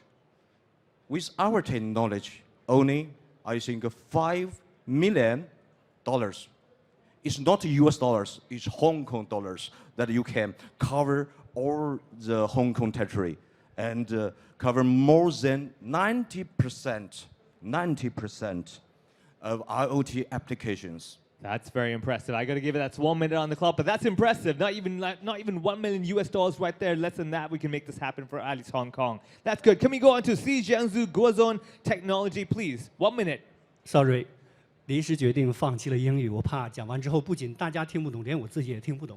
我要的机会并不多。我是江苏国尊科技有限公司的董事长，我姓周。我们是参赛的项目是国内最新一代装配式节能建筑新材料。我们用2个数字来说明，我们团队有2个国际院士。第二来讲，我们有核心的材料技术和设备技术，我们能解决20多种尾矿和固废充分的利用。 第二来讲，连生产材料的设备也是我们专家自己来研发制造的。我们的目标是引领国内装配式建筑产业技术升级。第二呢，我们的技术除了服务大湾区，那么像一些国家战后的重建工作，我们的技术也将发挥它特殊的作用。所以说，我们希望通过这个平台，能够寻找志同道合的这样的这个投资伙伴、投资方，与我们一道携手，把 千家万户建成安全、温暖、绿色、舒适的家。Thank you. All right, thank you. Perfect timing for 1 minute right over there. Now my Mandarin isn't so good, but I understood anchen, like safety. That's important to me. I just know I'm safe. That's all I need to worry about. Now we're going to have Everyday Doctor from Thailand. Can you share with us what it is you do? Thank you. So far, if we are talking about information technology in the hospital, almost hospital in Thailand has a database system to operate their workflow. But in the small and medium size of the private clinic in Thailand, there are no system like that to operate. The doctor just do manually and write down the patient data on the OPD card. So we develop and provide a digital platform for a clinic in Thailand. They can provide the service telemedicine, online booking system, and they can correct the patient data as a digital format. And we also the first one in Thailand who provide a system with integration with health insurance company to support the electronic claim and reimbursement process in Thailand. So right now we have we are the top on this market in Thailand. We have more than 2,000 private clinics in our platform, and this is just for everyday doctor. Thank you. That's very impressive right there. Thank you so much. Okay, moving ahead, we're going to get Jiangsu ZG Nano from mainland China. Please, 1 minute for you. Okay, thank you. Hello, everyone. I'd like to introduce my company and my project to you. We are from Yangzhou, Jiangdu district. My company is dedicated to produce and develop the nano-optical films. These films can filter the harmful rays in the UV light. As you know, UV light is used for sterilization, but its use is limited. So if we filter the harmful ray in the UV light, people can live in the UV light. And we receive a lot of support from the local government, including capital fund, free physical factory, and others. That's very important, others. So thank you. That's my company. Oh, wonderful. Thank you very much. We're going to go to Shiba Room from Thailand. Please share with us. Thank you. So my name is Nawapon Piamsawan. I'm representing Shiba Room. So as Shiba Room are the hotel owner ourselves, and it's not easy for us to hire people. It is not easy for us to keep them with us. And when we want to expand our hotel, it's quite a challenging things for us to do. So we come up with Shiba platform, which will transform your hotel into a self-service hotel.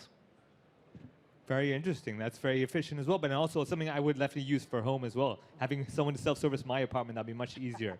Now, next up, last but not least, we have Tech Solutions from Vietnam. Yes. Hello, everyone. I'm co-founder of WeTest. WeTest is a supply chain management platform for sustainable fashion. So, which our mission enhance Vietnam's value in global value chains of textile and garment industry. So, as you know, textile and garment in Vietnam is top 2 in the world, with exporting turnover reached 44 billion USD. And that's why we founded a WeTech platform. We connect sustainable manufacture to global fashion brands. We have manufacturers can have many orders, and global fashion brands can access reliable production network in Vietnam, and include digital and green manufacturers, and that's all. Also sustainable fashion, very important for all of us as well. Now, we're going to go into the Q&A segment. It is free flow. Whoever wants to answer, please just get the mic to your mouth and answer away. We'll give you the time. So, this is the obvious question I want to know. Why do you even want to explore the expansion opportunity in Hong Kong? What's attractive to you about this expansion opportunity in Hong Kong? Anybody over here would like to share? Why do you want to explore this opportunity that you have in Hong Kong? Anything about it that attracted you? Have a little think. We discussed it a lot. There's many, many things. Yes, Okay. right over there. Like the last session, we have the great organization to support startup in Hong Kong, and I think the who do a startup in the Asia, Hong Kong is one of the best ecosystem for startups. So they have international investor, international startup here, and many unicorn from Cyberport slide that I see. So I think Hong Kong is one of the best destinations for startup to come. It is very true. As you saw from the numbers earlier on, it is a very good place to begin. Anybody else would like to share anything that you find attractive to you about expanding to Hong Kong? If you yes. I think Hong Kong is an international city with a lot of global resources, including international talents, international trade resource, and financial advantages. Yeah, I think that. Absolutely. There's, like I said, it's international, so you get all the opportunities also international, not just one small place. Let's move ahead then, though. Let's talk about your own industry. Could you share with us some insights into the key trends of your industry so we can attract maybe investors as well? Share a bit about the key insights of your industry. Anybody over here would like to share? Yes, so nowadays, sustainable fashion, the fashion industry is changing from fast fashion to sustainable fashion. So to make the sustainable fashion, it's necessary to build a sustainable fashion supply chain, include digital and green manufacturers and green materials. And especially, we are committed to ESG criteria. We have to women workers in Vietnam to increase salary and decent work. And definitely, the green, yes, right over there. Okay, I'm very pleased to hear this question because I'm eager to share my vision on our technologies and industries. IoT, it is an industry almost at the same age with internet, but internet, you can find the internet everywhere. But I think it's difficult to find IoT applications around you or compared with scale. It's a real requirement. And it's very, I think, minor. It's very, very minor. Why? That's 8 years ago, I think I should share my stories. 8 years ago, I finished my previous entrepreneurship project, cloud computing infrastructure. I sold it to another country and take some money and enter the IoT industry. Because everybody say IoT industry has tremendous marketplace and you can make big money there. I'm very happy because cloud computing then is very fierce industry and with a very fierce competence. It has shifted from the technology competition to capital competition. But I don't have too much capital, so I take my little money to enter this IoT industry. But finally, I found I entered another we call it a big hole, another shit place. I can't make money with present technologies. So, but I am a communication engineer. So I think, can I solve this problem? Because I think the problems should be to everybody in this industry. But finally, I found a solution. That's lucky. Lucky, last kilometer I had courage. Okay, if you wanted to build ubiquitous IoT network, just come to me, and I think I will offer you a very good solution. Definitely. Afterwards, we can definitely talk to you later on if you're interested in that. Now, let's jump back to your own home countries and territories over there. Could you tell us a bit more about the startup ecosystem in your home country as well? I'm very curious. What is it like? Is it similar, very different from Hong Kong? Could any of you share from Thailand? Anything could you share about your startup ecosystem over there, please? Yeah, I think we have same ecosystem in Thailand. For me, everyday doctor, we include in the incubation program for Thailand science part and promotion agency. So we grow step by step. And we think if we want to grow international, we have to expand and get connect with more. Yes, something like that. Very important. I think every startup ecosystem is similar, but they have certain variations. What about you? Could you share a bit more as well? Yeah, I think right now is on a recovering stage because compared to 5 years ago, before COVID, basically, is a lot more booming. But right now, the investors are more cautious when we want to invest in something. So right now in Thailand, we are kind of lacking the smart money. So the investors that want to invest are not only coming with the money, but we also need the supervisors in order for us in Thailand to be success. Because right now, I think most of the ideas are very good, but it's harder for us to commercialize and scale up. So I think that's what we need more in Thailand to support our ecosystem. Fair enough, and that's why it's always smart to go expand around the territory and see what else you can see, and that's why Hong Kong, this is another opportunity for investing as well. All right, I think we're running out of time for this one, so I'm going to have to call it over here. So again, one more time, thank you to all our semi-finalists for insights into their own territories and industry. Please be seated and enjoy the rest of the afternoon. We have so much stuff ahead of us. Just like me, I want to say the one thing I'm so proud of to tell you is that here's a fun fact about Hong Kong. Did you know that the fiber optics, that's right, the thing that we use every single day to get really fast broadband and other technologies like that, was invented by a Hong Kong professor, Charles Kao, who is also the winner of a Nobel Prize for Physics in 2009. And that's right, we have so many more IP treasures in Hong Kong for you to explore. So don't be shy. This is a place with so much opportunity. Now, having said that, though, we're going to have to move on to our next segment. So, of course, we're nearing this the end of the remarkable event. But before that, we have a special moment to witness as we have a significant milestone of the collaboration between Kamakura Foods Limited and Harada Corporation. Now, the MOU between Kamakura Foods Limited, Wanda Bento, and Harada Corporation aims to strengthen their collaboration by establishing an R&D center in Japan. And this Center will enhance Kamakura's knowledge and system acquired in Hong Kong, leveraging the expertise of Japanese engineers. And that's why we are honored here today to witness this important milestone between Kamakura Foods Limited, which is also, just to let you know, our 2021 Startup Express winner, and Harada Corporation. And now comes the time for the main part of this ceremony. So please, I would like to first of all invite Mr. Satoru Harada, the president of Harada Corporation, who will be joining us online. Right on the screen over there, we have Mr. Satoru Harada. Thank you for joining us. Welcome. Mr. Stephen Liang, Assistant Executive Director of HKTDC, please join us on stage as well. Can you give a round of applause, everybody, for Stephen right over here? Thank you very much. You up, down, up, down. Let's do it. Mr. Jason Chen, CEO of Kamakura Foods Limited, please welcome to the stage. And Shishiro Tsukuda-san, Manager Harada Corporation, to come to the stage. All right, now, real simple.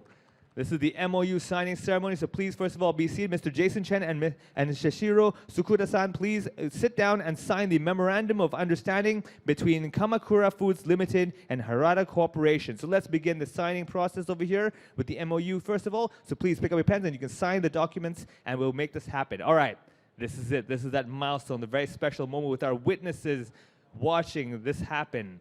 Let's get that signature, first of all, and then once you've done that, remember, keep your pen down, but looking up to the cameras again, right over here, holding that pen as well. There we go. Let's make sure you get that shot. This is a very special moment. We have Stephen as witness as well as Mr. Satoru Harada witnessing the special moment. Okay, and now one more picture over here. Let's make sure we get this shot. Right over here.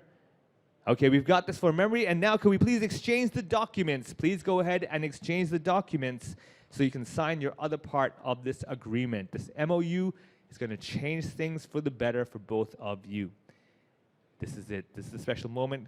Can we give them a round of applause, everybody? This is a very special moment. All right. Now, can I ask Jason, Shishiro, and Stephen to please lift up your MOU? We're going to step over there towards the screen so we can have Mr. Satoru Harada join us as well. So can I have you? Oops, sorry. Let me stand over here if you want to get that shot. And now I'd like to ask everyone to please step up. Let's stand to that side over here. Let's get a picture together. All right, standing on the stage. We'll stay on the stage, and then, yes, exactly. So we have Mr. Harada joining us as well. Looking forward. We have the cameras ready. Smile over here with the camera. All right, big picture over here. This is a special moment. Thank you so much. Well done. And thank you, Mr. Satoru Harada and Stephen. So please, Stephen, you may please be seated. However, Jason and Shishiro, please remain on stage because we would like to get to know you a bit more as well. Now, moving on, let's hear from Kamakura Foods Limited and Harada Corp about their excellent collaboration. So please, we'll hand you take the MOUs by for now. And we're going to have a little chit-chat with you. We're going to pass you the microphones for you to both use. Don't worry, it's all good. Please, I tell you what, let's sit on down over here. Let's be more casual, more chilled. It's all right. Oh, we'll stand. I like it. You know what? I've been standing all day. Let's make this happen. We'll pass you a microphone. Each of you get one, and we can answer these questions. Real simple. Jason, we're going to start with you first. It's a casual chit-chat. I just want to know, why did you choose Japan as the expansion market? Why Japan? Yes, Japan is the kingdom of automation.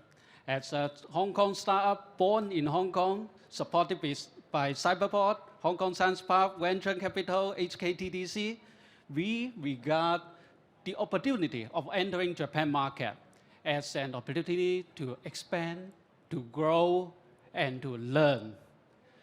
Also, as a Hong Kong startup founder, who I learned engineering in Japan, practiced semiconductor design in Japan, and got the inspiration of Adabento in Japan, I really look forward to using our technology to serve busy and diligent Japanese office workers in just 17 seconds with warm and fresh bentos using our hot chain technology. That is fun. I could just feel the joy in your smile, the proudness you must have. But I want to be honest, what difficulties did you encounter, though? I'm sure there must have few. Definitely. To land in Japan market, the biggest challenge is to secure a good partner in Japan. That is Harada Corporation.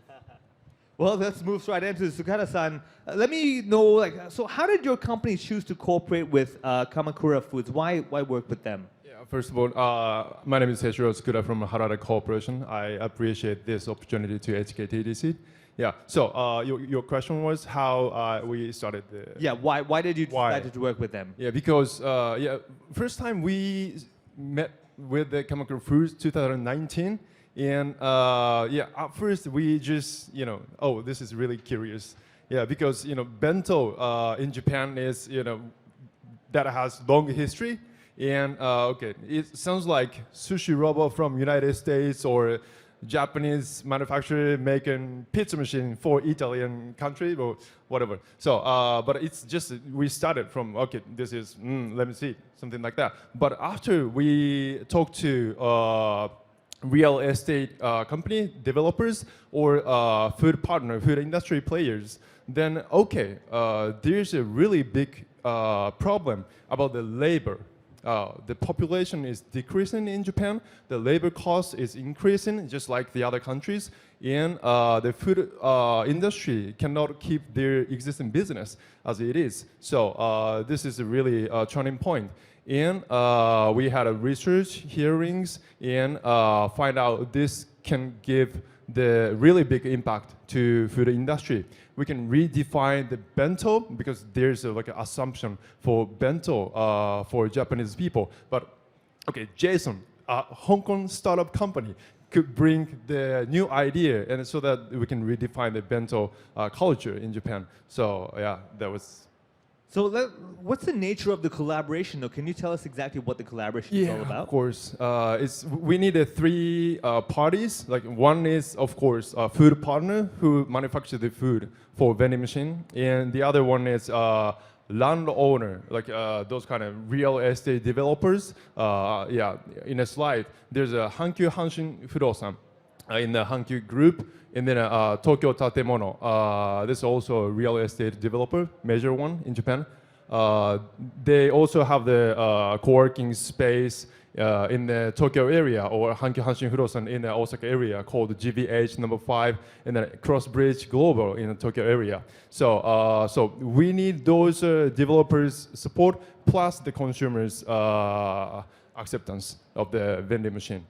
And yeah, the labor problem, we can talk to food partner logically, but for the, we are not sure about those landlord partner side reactions. But after we talk to them, then they also looking for some solution for increase the value of the land properties. And this vending machine could be a solution for it. So they're really open for they're helping us, and they're going to open their asset for us. So maybe many Hong Kong startups who are willing to expand their business to Japan, those are the two key players you should talk to.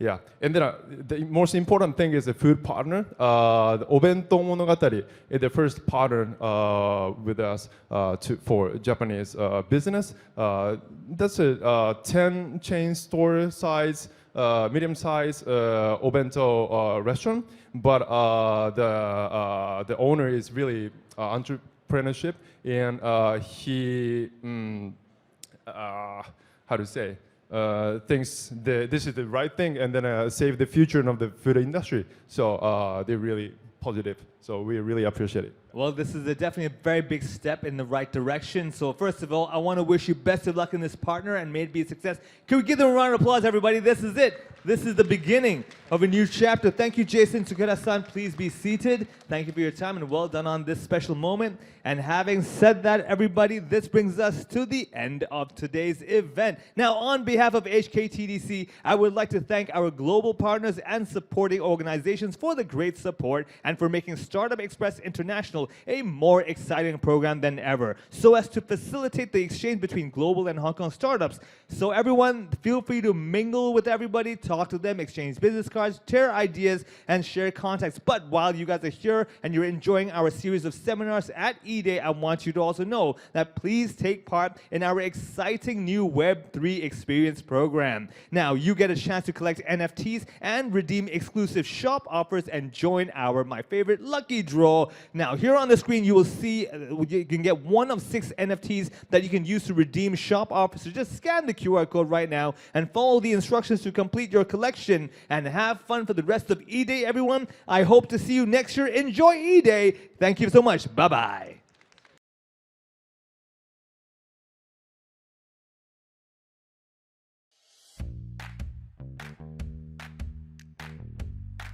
At SmoothBiz, we're on a mission to make business easier for small and mid-size enterprises.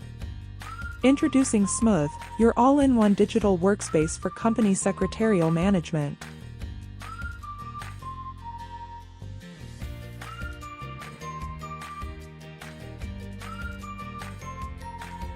And now, meet Smooth ESG, your AI intelligence tool for ESG readiness. Navigate the complexities of environmental, social, and governance factors with ease.